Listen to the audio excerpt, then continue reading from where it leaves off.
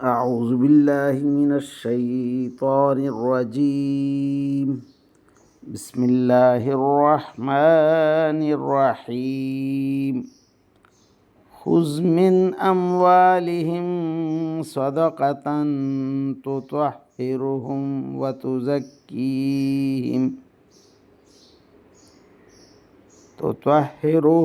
وتزكيهم بها وصل عليهم إن صلاتك سكن لهم والله سميع عليم. ألم يعلموا أن الله هو يقبل التوبة عن عباده ويأخذ الصدقات وأن الله هو التواب الرحيم. آمنت بالله صدق الله مولانا العظيم وصدق رسوله النبي الكريم ونحن على ذلك من الشاهدين والشاكرين والحمد لله رب العالمین. ابھی آپ کے سامنے سورہ التوبہ کی آیت نمبر 103 تا 104 کی تلاوت کی گئی. انشاءاللہ کچھ ہی دیر بعد عزت مآب راؤ شاہ نواز صاحب انہی آیات کا ترجمہ، تشریح اور تفسیر بیان فرمائیں گے. اللہ تعالیٰ سے دعا ہے کہ ہمارا پڑھنا، آپ لوگوں کا سننا اللہ تعالیٰ قبول و منظور فرمائے اور اس پر عمل کی توفیق عطا فرمائے. آمین یا رب العالمین. اعوذ باللہ من الشیطان الرجیم. بسم اللہ الرحمن الرحیم. ملتان سے شانواز تمام دوستوں کو السلام علیکم ورحمۃ اللہ وبرکاتہ.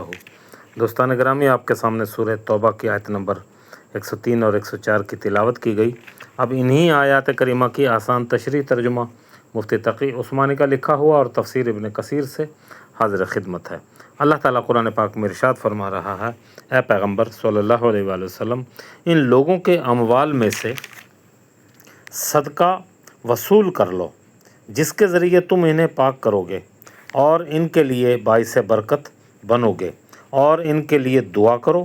یقیناً تمہاری دعا ان کے لیے سراپا تسکین ہے، اور اللہ ہر بات سنتا اور سب کچھ جانتا ہے. کیا ان کو یہ معلوم نہیں کہ اللہ ہی ہے جو اپنے بندوں کی توبہ قبول کرتا ہے؟ اللہ اکبر. اور صدقات کو بھی قبول کرتا ہے، اور یہ کہ اللہ بہت معاف کرنے والا اور بہت بڑا مہربان ہے. اللہ اکبر، اللہ اکبر. اب ان آیات کریمہ کی آسان تشریح.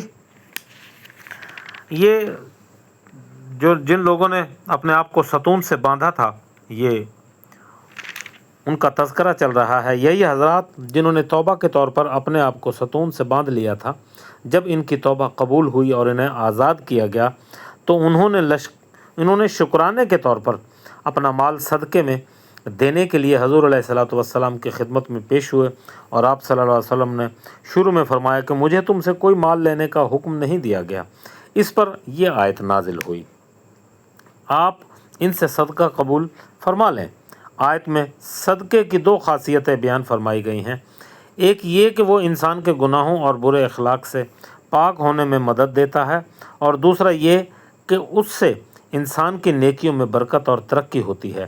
یہ بھی واضح ہے کہ اگرچہ یہ آیت اس خاص واقعے میں نازل ہوئی تھی، لیکن چونکہ اس کے الفاظ عام ہیں، اس لیے امت کے فقہا اور عجماء نے اس آیت کی روح سے اسلامی ریاست کے ہر سربراہ کو اپنی عوام سے زکوٰۃ وصول کرنے اور اسے صحیح مصارف میں خرچ کرنے کا حق دیا ہے.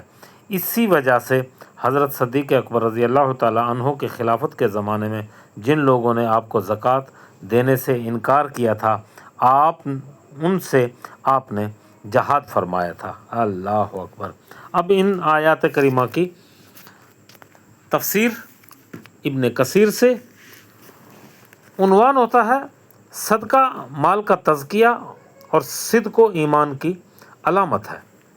اللہ تعالیٰ نے رسول اللہ صلی اللہ علیہ وسلم کو حکم دیا کہ ان کے اموال سے صدقہ وصول کر لیا کرو، یہ مال زکوٰۃ اور ان کو پاک اور صاف کرنے کے لیے بنایا گیا ہے۔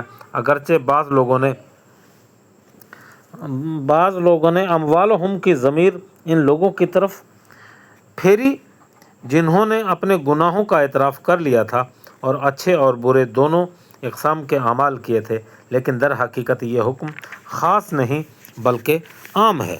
اس کے لیے قبائل عرب میں بعض مانعین زکوٰۃ نے اعتقاد کر لیا کہ امام کو زکوٰۃ لینے کا حق نہیں ہے، اور یہ بات رسول اللہ صلی اللہ علیہ وآلہ وسلم سے مخصوص تھی۔ اس لیے اللہ تعالیٰ کا قول ہے کہ انہوں نے دلیل کی ہے، اور حضرت ابو بکر صدیق رضی اللہ تعالیٰ عنہ اور تمام صحابہ کرام نے ان کی تعویل اور فہم و فاسد کی تردید کر دی اور اس سے جنگ کی۔ تب کہیں انہوں نے خلیفہ وقت کو زکوٰۃ ادا کرنے کی، جیسا کہ نبی کریم صلی اللہ علیہ وسلم نے ادا کرنے کا حکم دیا تھا، حتیٰ کہ حضرت ابو بکر صدیق نے فرمایا تھا کہ اگر وہ اونٹنی کا ایک بچہ یا رسی کا ایک ٹکڑا بھی مال زکوٰۃ کا روک لیں گے جو نبی صلی اللہ علیہ وسلم نے ادا کیا تھا مال زکوٰۃ میں ان سے قتال کروں گا۔ اللہ اکبر، اللہ اکبر۔ وآخر دعوانا ان الحمد للہ رب العالمین۔ اے میرے پروردگار، قرآن پاک پڑھا گیا، ترجمہ، تشریح اور تفسیر بیان کی گئی، اپنی بارگاہ میں منظور و مقبول فرما اور ہمارے لیے توشہ آخرت بنا دے۔ اے میرے پروردگار، ہمارے اس گروپ میں جتنے لوگ بھی بیمار ہیں میرے مولا، ان تمام کو شفائے کلی، شفائے کاملہ و عاجلہ عطا فرما، آمین یا رب العالمین۔